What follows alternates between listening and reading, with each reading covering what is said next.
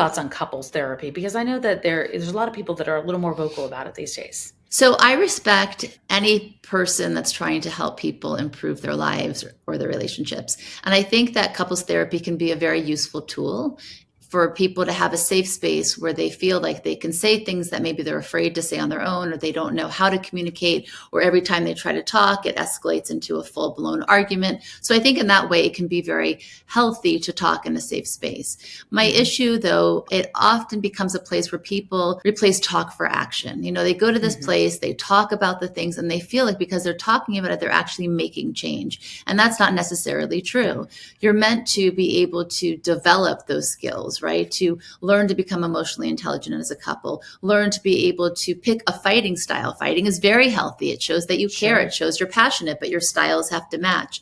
So there's so many tools and tips, but I think that sometimes people become dependent on the therapist to be the fixer, when in fact, you need to take whatever it is you're getting and living that each day, applying it to real life scenarios and situations. I want people to learn to really love themselves, learn to see the other person, hear them, use the tools, and continuously do that. Once you have an awareness, follow it up by immediate action.